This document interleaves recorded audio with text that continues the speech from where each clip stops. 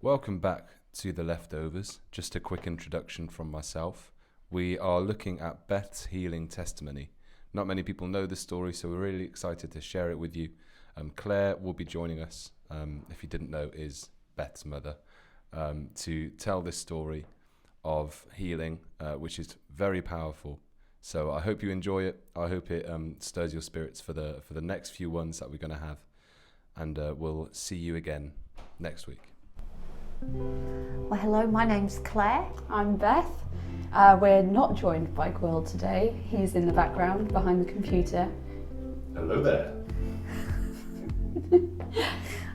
But we are here to give my healing testimony today, starting off the healing testimony series. I've got you, Mum, here because even though it's my healing testimony, I don't really remember much of it. Yes, a lot of it happened when you were very little, some even before you were born, so you don't stand much chance of remembering a lot of it. No.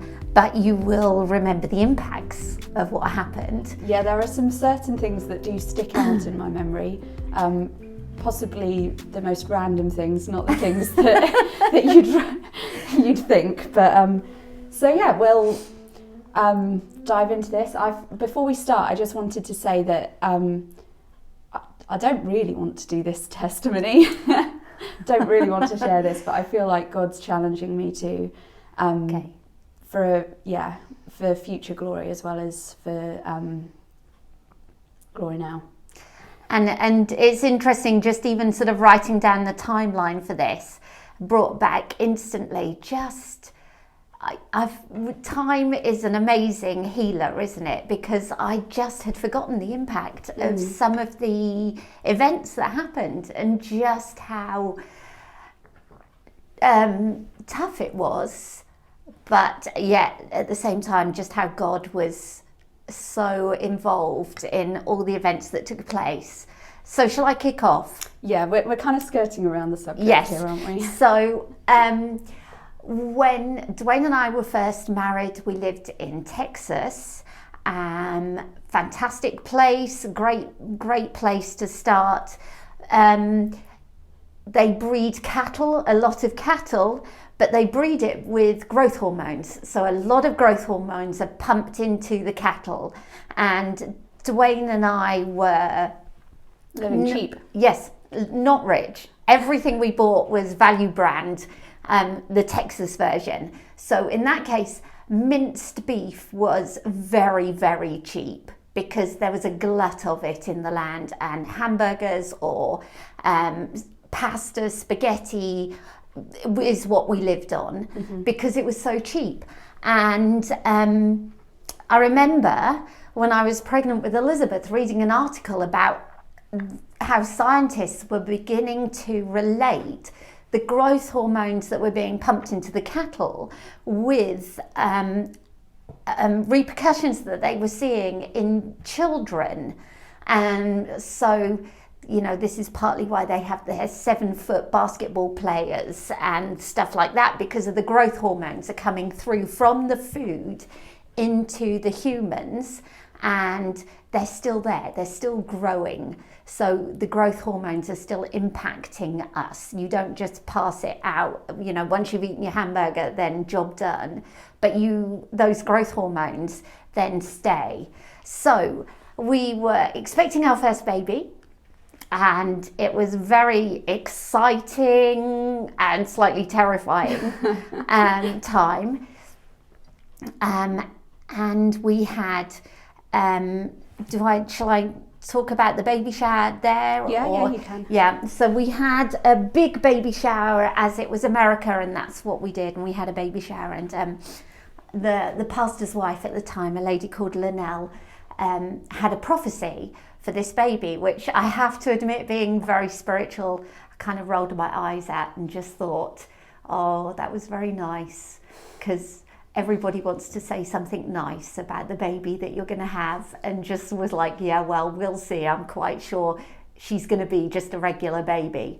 But she said to me that God had a plan for this baby, and that he was going to protect this child for the ministry that he had for her, which was lovely. I mean, what's not to like about that? But I did just kind of put it to the back of my mind.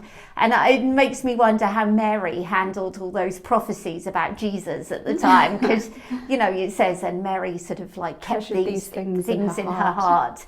And it's as Beth's grown up, that prophecy has come back to my mind over and over again about how God has protected her. So, you do remember some of the first things that happened, didn't you? Yeah, well, I mean, when you're younger, time is kind of, what is time? I've got many memories and I'm not sure where they fit in. But yeah, going through the storyline, I do remember various items. Shall we say what it was? Okay. What was I diagnosed with? So just before Beth's 4th birthday. So I was 3. Yes.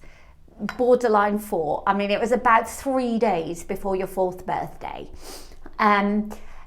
She started to bleed out of her vagina, and I was absolutely terrified, partly because I knew in the back of my mind what I thought it was.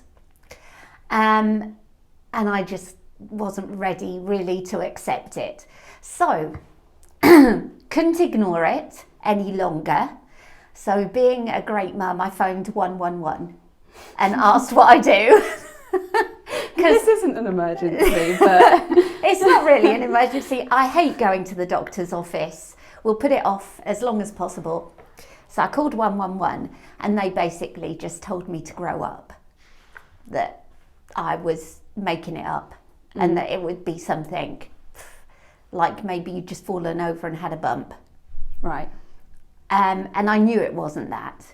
So, having read the articles years ago, and I'm sure God brought that article across my path, just kind of in preparation. Yeah. Having read that article, I knew in my heart it was precocious puberty.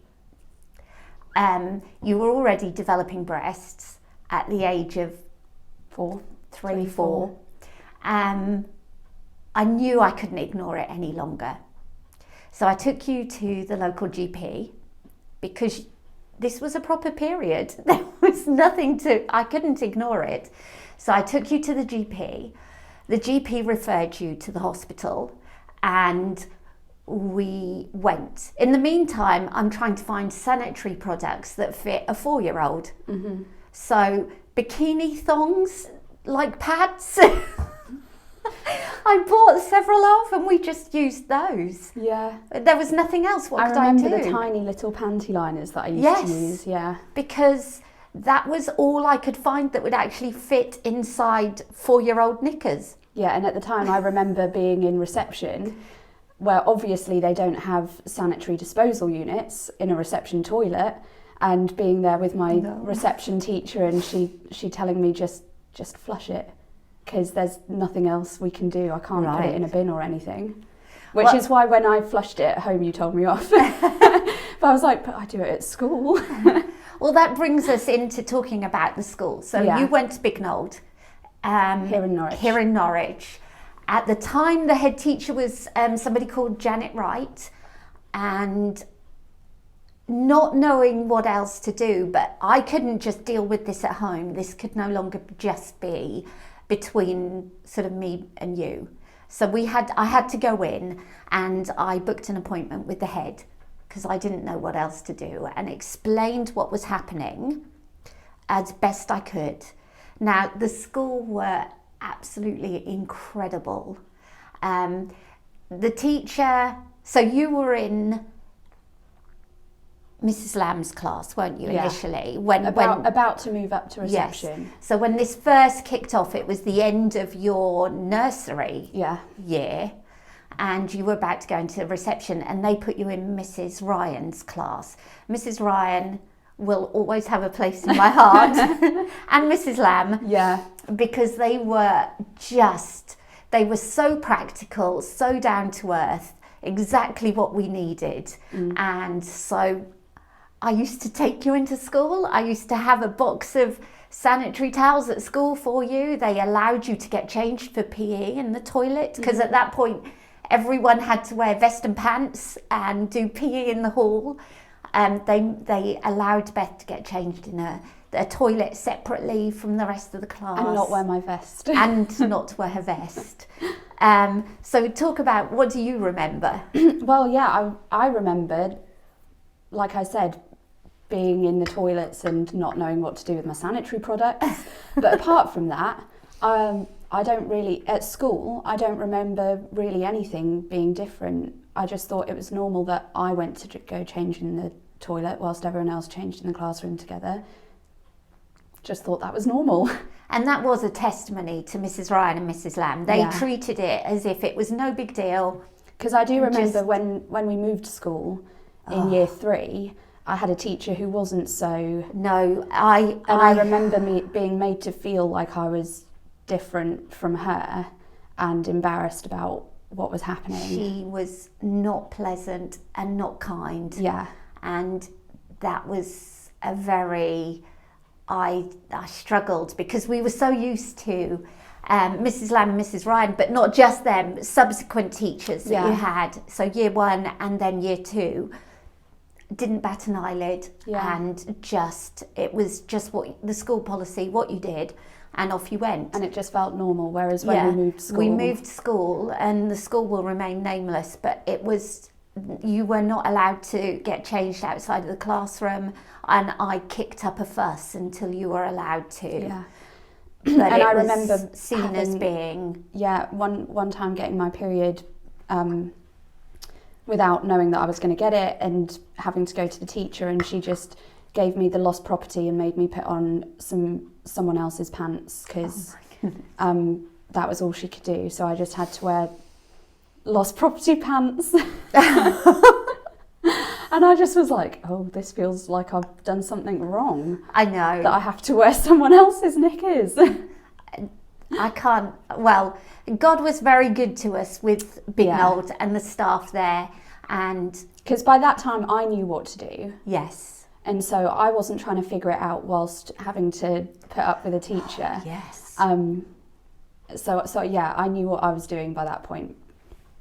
So whilst we're coping with this at school, we were also doing a lot of hospital visits, weren't we? And one of the memories I have is, so I've got Elizabeth at 4 years old, and we'd never allowed her to have fizzy drinks because, being great parents, we were just like, no, you're not allowed fizzy drinks, especially coming from Texas where all they drink is fizzy drinks. And knowing the sugar and the ingredients in those were not great, so she was never allowed fizzy drinks. But one time we went to the hospital for a scan, and so the doctor, we had a great doctor as well, praise God. He was an Indian guy called Dr. Falangi, and so he wanted a CT scan, and he said, you need to take her to the cafe and buy her a fizzy drink, and she needs to drink all of it, but don't let her use the loo, so that when she comes to the scan, there's all the liquid in there and it'll show up things better. So we go to the cafe, Elizabeth and I buy her this like 500 milliliter bottle of lemonade, and her eyes were coming out on stalks. She was so excited to get to drink this at the age of 4, just like, wow. And then desperately needing the loo and being so confused as to why you bought me that drink but wouldn't let me use the toilet. But you got your scan. Yeah. And then you were allowed to use the loo. No, I remember the CT scan and the ultrasound. You had the ultrasound. And then being pinned down to have blood tests from my hands. And x-rays. Do you remember the x-rays? No, I don't remember the x-rays. They x-rayed your wrists. And I think we had about 5 trips up there for different scans or tests. Yeah. And the doctor obviously was monitoring everything very closely, and we had lots of conversations with him about what was going on. And he agreed that the diagnosis was precocious puberty, and said that he'd never seen it in anyone this young, but he was absolutely positive that it was the same thing that we kind of knew in our hearts that it was. At the same time as that, there was a newspaper article that came out in the EDP, and the newspaper article was headlines on the front page: girl of 8 diagnosed with precocious puberty. Now I've got Elizabeth at 4, and I was just like going, well, that's no big deal. You should try a 4-year-old diagnosed with precocious puberty. So I bought the paper to read the article to sort of see what happened, and I was absolutely outraged because I read the article and they were saying some just outrageous things. So the parents were saying, oh well, since the age of 6 she's always been interested in boys, and that she's always been sexually aware, and she's always read like Vogue magazine instead of reading, you know, the Jackie, or not, the sort of comics, like, I don't know, the Tweenie comic or something. She was always reading Vogue magazine. So we knew from a young age that she had a problem. That's what happens at puberty, isn't it? Yes, absolutely. Move straight to Vogue. Yes. And I was outraged because for me that said far more about her parents than it did about the child. The child reads whatever you buy for them or you give them. They don't just walk out at the age of 8, I think I'll buy a Vogue magazine today. So what it did for me was it made it very clear that Elizabeth was going to react to this the way I reacted to it. And if I reacted to it in the way that said, you're fine, there's nothing wrong here, we'll deal with this, and we know that God's got a plan, he's got a purpose for you, and you will be fine, we'll manage this together, it's not a big deal. And I think for me, that newspaper article was where God settled it in my heart, that as long as I listened to what he was saying and, you know, obeyed what he told me to do, then we'd manage it together. Yeah. You know. And I think the testimony of that is, looking back at pictures, I was a giant compared with other kids my age. But at the time I didn't realise it. Tell them about your nursery teacher. Oh yeah, well, Mrs. Lamb, the wonderful Mrs. Lamb, who was so amazing in nursery. When I was in year 2, she came in and was a substitute teacher for us, and I was taller than her at the age of 6. Well, 6. I'd have been 6. So yeah, that's how tall I was. I was taller than the teachers at the school. So let alone the kids. Because you were going through puberty, so she was growing exponentially. Yeah. And we've got pictures of you with like all your friends, and they're all like elbow height. Yeah, they're all around my elbows, and I'm this giant, like the BFG. But I just thought that was normal. I didn't realise how much bigger I was than them. Do you remember going to City Sports? Yes, and everyone, I was put in for the year 4 races, and everyone was convinced that they'd submitted a year 7 for the year 4 races.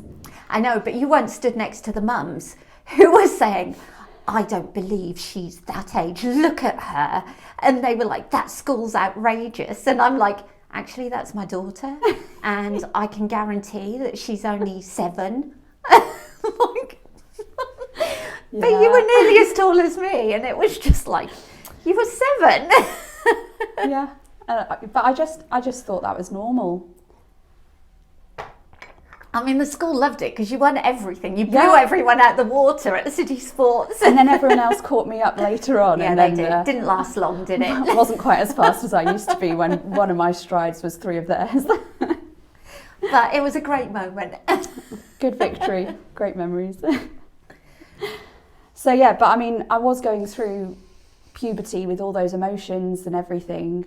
Yes. At such a young age. And so one of my memories is crying all the time from about the age of 4 to 7. Just perpetually crying. And I remember walking you to school. So at this point you had a brother and a sister. Mm-hmm. So I'd got a pushchair with a baby in and a toddler, and walking you to school and just saying, you know, that when you have your period, you will feel like crying, but you just have to get over it. You just have to keep going. You can't stop. and I know your tummy hurts, and I know you feel bad, and I know you're in pain, but you know, you're 6, you got to go to school. Yeah, I can't have like That's life. a week off every month. So those were some hard conversations, and I can remember walking Elizabeth to school and just telling her to suck it up, and then walking back with a baby and just crying because she was still my baby, and yet what I felt like, what option did I have? Yeah. But to make you go to school in the middle of this.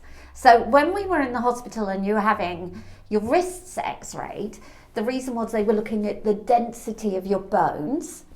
So at the age of 5, you know, you had the bone density of a 10-year-old. And they were saying that that would continue. So at the age of 8, you know, you had the bone density of a 16-year-old, and so it would go on. And they were saying that's because of the hormones that were in your system now, raging around. So your bones are maturing faster than you were. Yeah. They also said that you wouldn't get taller than 4 foot because the hormones that cause you to grow would stop early. So although you would have grown as much as the average person would have grown, you started off way shorter, so you wouldn't get as tall. Yeah. And so the doctor was explaining to me that my choice was I could give Elizabeth puberty blockers, and everyone's heard of those now, but back 20 years ago we hadn't heard of them. So we could give Elizabeth puberty blockers to halt the development, to halt puberty right now, and then when you got to sort of 12 years old, we could stop those, and then puberty would kick back in at 12. Is what they presumed. Yes, and that you would then develop along with your classmates instead of you handling it at such a young age. So that would have been from the age of about 5 to 12. About you would have been 7 years of puberty blockers. Injections and puberty blockers. And they also said that if we didn't give you the puberty blockers, not only would your bone density be sort of double the age you currently are at, menopause would kick in your 30s, early 30s, and so that would be the end of any opportunity to have children. So there was a lot of decisions to make. A lot of things the doctors were speaking over me as well. Yes, so we were having to make decisions on things we didn't understand. I mean, I didn't know what a puberty blocker was. I didn't know. Obviously, I only wanted to do what the best thing for my child, but I hadn't got the scientific or medical background to really make these decisions. So we, along with, I mean, obviously we got our family praying, and we made decisions that at the time felt like they were in ignorance, but looking back, God had his hand all over those decisions, and everything that we decided, now I can see what an amazing God we had and how he made those decisions. The Holy Spirit told us what to do. Although at the time I was telling Beth earlier, it felt like I could flip a coin and make a decision, and who knew which would be the best way to go, because I certainly didn't.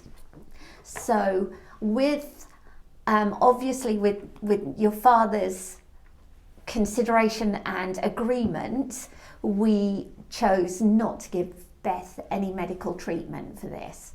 So we turned down the puberty blockers, and we decided to do what we could naturally. So kind of tried to clear out the chemicals that we had in our house.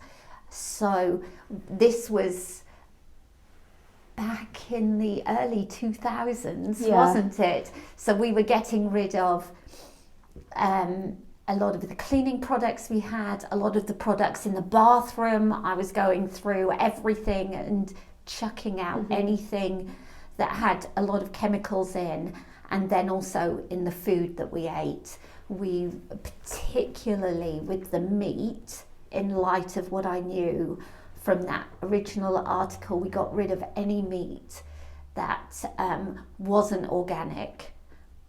We also went organic with our fruits and vegetables to try and minimise those Any chemicals coming in through the diet, yeah. Yeah.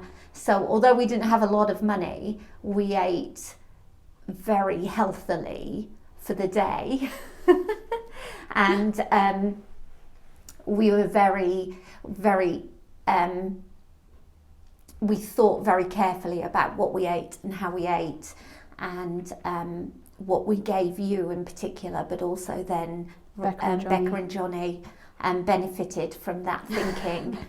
And it felt like a little bit like, you know, shutting the stable door after the horse had bolted. Yeah. But we were also believing that we would, you know, looking to your future as well and how that would impact you. Yeah, so let's talk about ways that we've actually seen God protecting and healing in that place, because we've talked about, you know, what the problem was and just how we didn't know what to do, how to cope with it, what was going to happen. But you said that you definitely saw God at work directing in things that you couldn't understand. Well, one of the things that I really prayed about, we prayed about the treatment and everything that we opted for over and over and over. So that was drenched in prayer, because we needed to know that we were doing the right thing. The doctor, just briefly, the doctor was incredible, because I wrote a letter because I thought, I don't want to go into the hospital and tell him that we don't want the treatment, and then have him Bully you, pressure you, belittle me, yeah, or try to make me change my mind.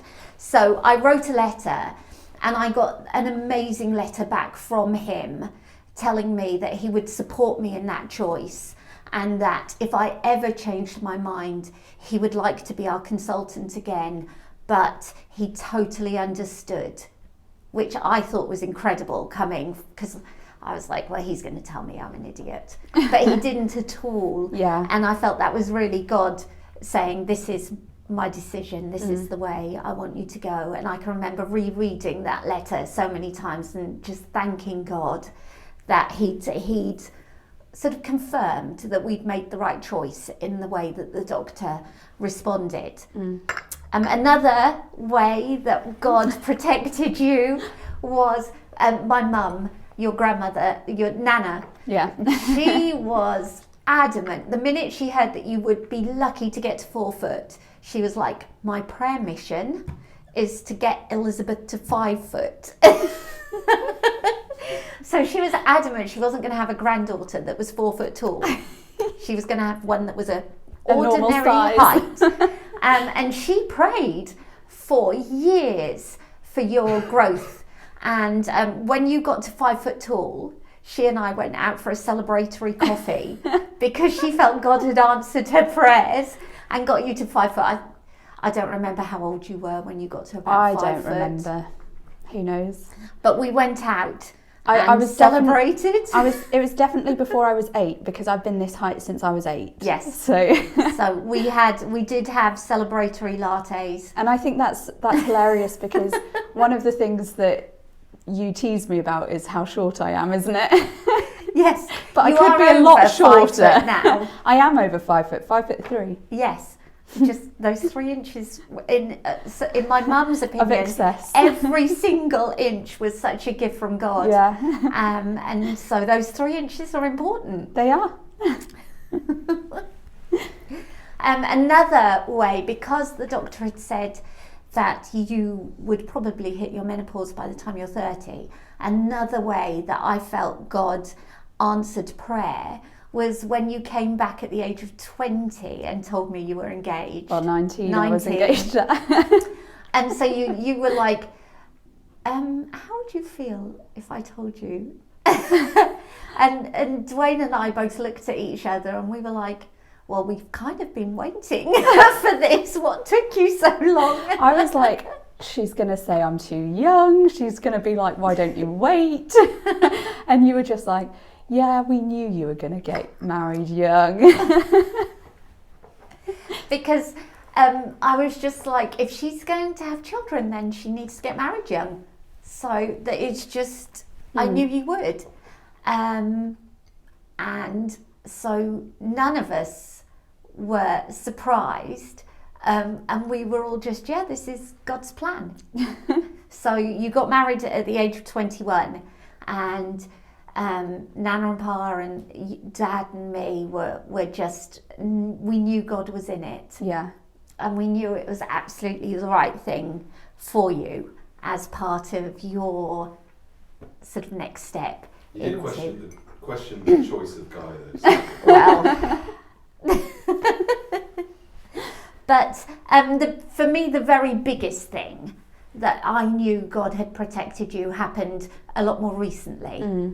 And I don't know how many of you have heard of a book called Irreversible Damage by a lady called Abigail Schreier, but it's a very powerful book about what the medical industry are doing to particularly young women, with the whole trans ideology and the puberty blockers that they are handing out like sweets to young girls to block puberty, so that they can then access